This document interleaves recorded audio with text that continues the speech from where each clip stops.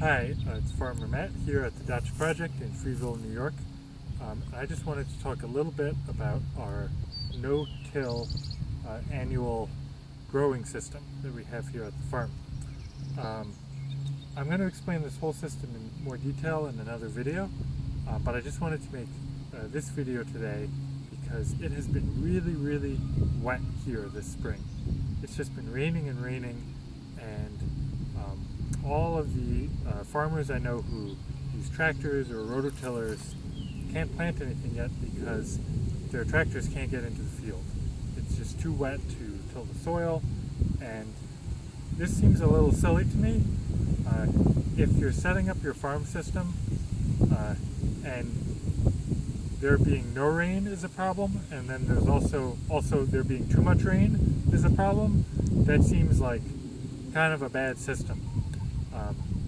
So the way we've set things up at the farm here, there can't really be too much rain.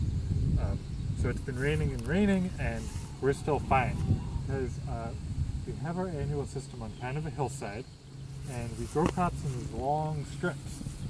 And between each strip, we have a swale where we grow some perennials on the mound of the swale. So on one side of this strip there's raspberries, and on the other side there's some blueberries. And then, like I said, it's a no-till system, so we don't till the strip before we plant it. We just cover it in this long strip of landscape fabric. And this is one big piece, 16 feet wide, so I plant 3 4-foot rows in here.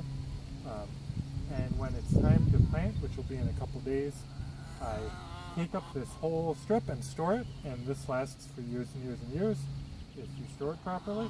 And then I'll either plant right into the ground, or I'll put down another strip like this, but that has holes burned into it, and I'll plant things in the holes. And on this strip I'll plant all crops that take up a lot of space. Squash, winter squash, summer squash, peppers, eggplants, sweet corn, all that kind of stuff. Anything that I want to grow a lot of and that I want to let it take up lots of space. I don't want to put it in the intensive beds right by the house. I grow down here. And if you come in closer, I put this landscape fabric on last fall. You can see everything under here is almost dead. The grass is still a little bit alive, but in another week or so it'll be totally dead, and I can just lift this up and plant right into it.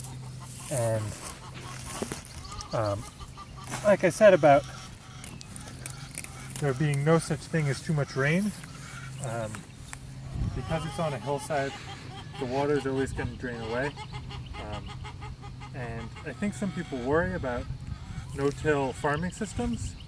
I think they worry that the soil, after years and years, is going to get compacted. And I really haven't found this to be the case. I think that this is a bit of a anthropomorphizing that people do with plants, in that people think that plants need this really loose, fluffed up soil to grow in, but that's not really the case. If the soil has a good soil structure that is not disrupted by tilling, and it has enough nutrition and moisture, almost all of the common garden vegetables can grow in soil that seems to us like really dense and thick. Even root crops like carrots and parsnips can grow really well in soil like this that's not tilled, and I haven't taken the rocks out, I haven't done anything to it.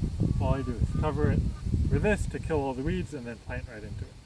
So we'll show you what this looks like in a later video when it's all planted, and I'll also describe later the whole rotation we use for this that keeps the fertility in these strips high without me ever having to move any manure in wheelbarrows or anything difficult like that.